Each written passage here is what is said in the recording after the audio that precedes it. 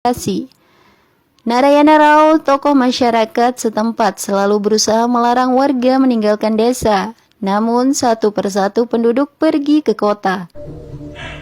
Banyak juga petani yang memilih bunuh diri. Penyebabnya kekeringan merusak tanaman petani. Danau yang menjadi sumber irigasi dikuasai Shashi.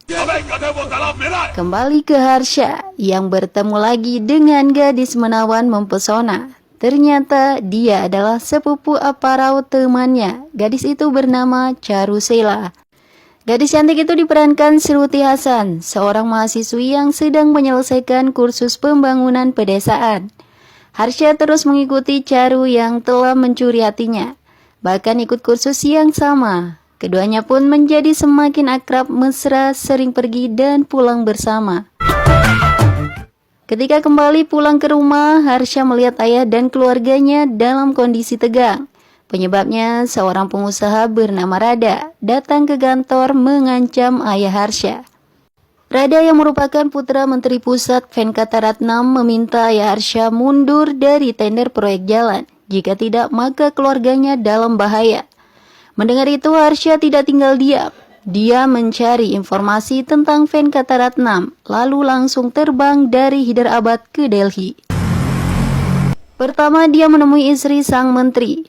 Kedua, anak perempuannya juga ditemui. Harsha dengan mudah berkenalan dan membangun keakraban. Post graduation thesis.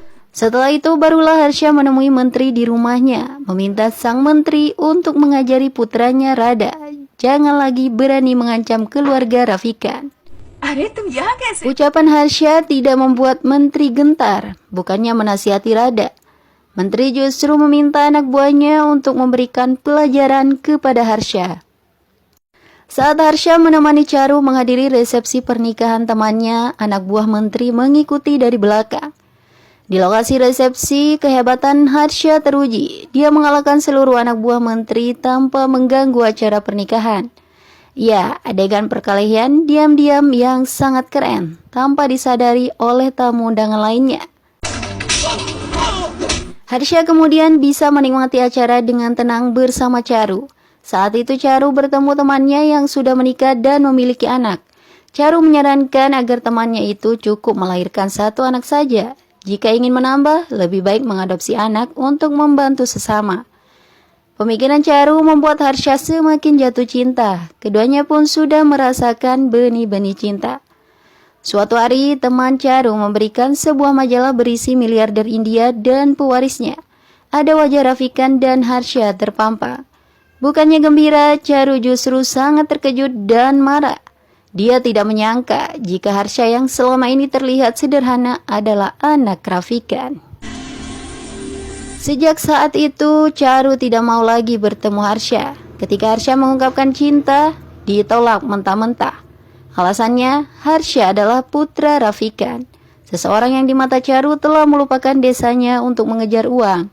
Charu berasal dari desa Devarakota dan anak Narayana Rao, desa yang terbelakang dan menderita. Harsha tertegun mendengar alasan Charu. Dia terus memikirkan perkataan Charu tentang desa Devarakota.